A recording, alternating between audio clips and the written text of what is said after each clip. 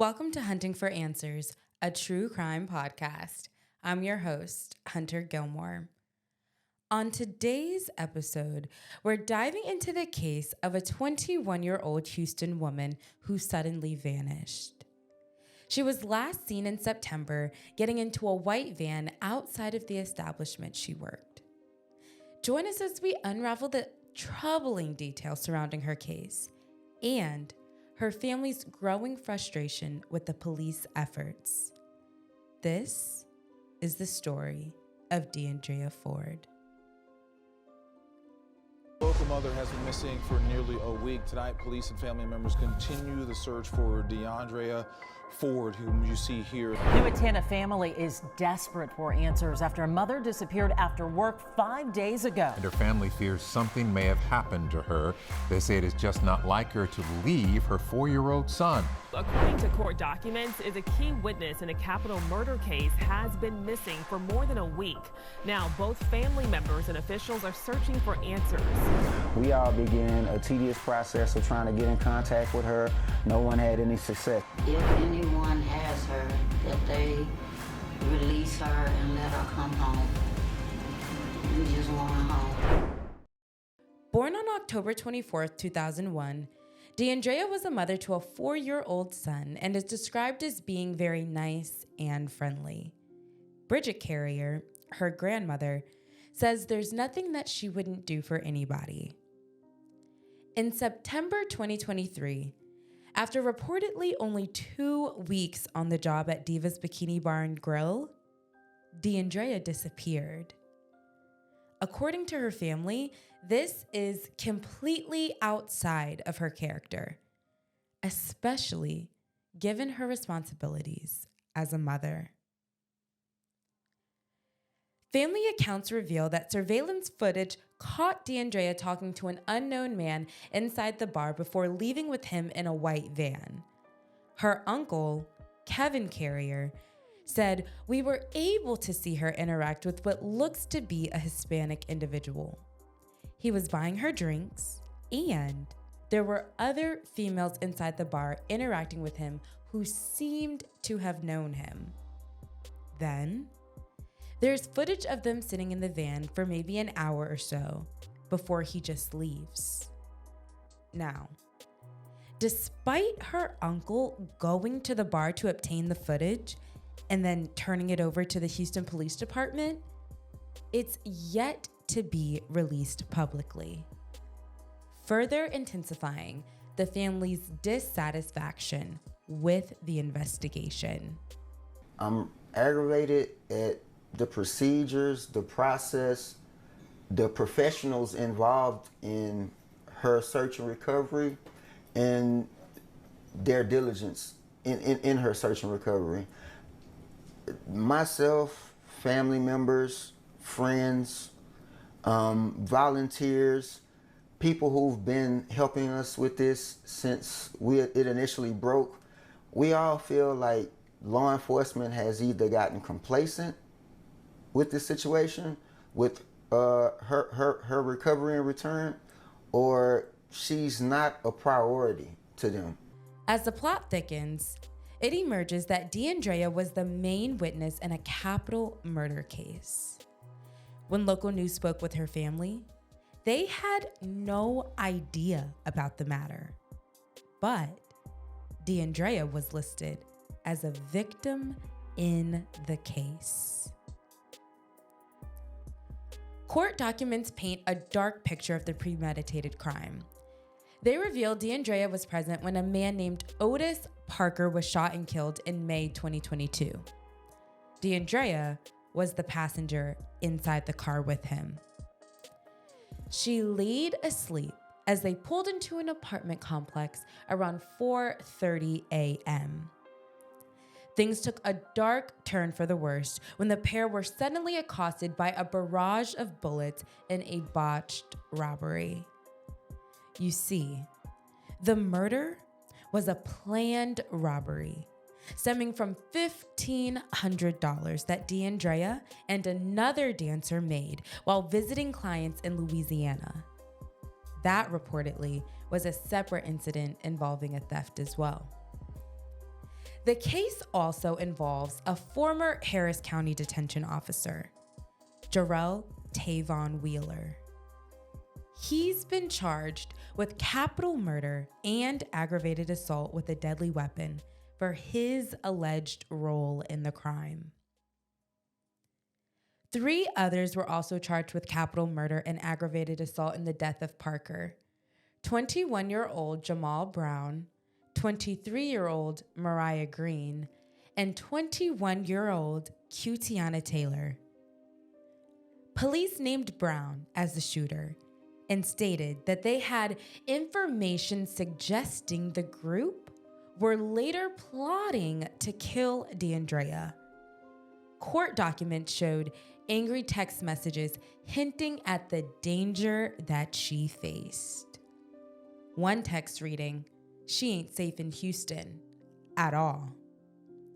Brown reportedly wrote to Taylor in a string of messages, quote, "She got to go too."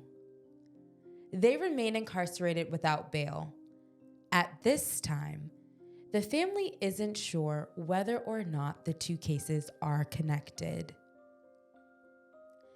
Deundrea was last seen on September 21st, 2023, leaving Diva's Bikini Bar and Grill off the East Freeway near Centerwood Drive.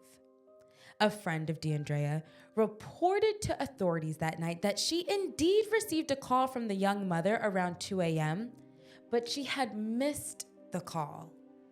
And when more calls were made to Deundrea's phone in the coming hours, well, loved ones came to realize no response, and it had been powered off.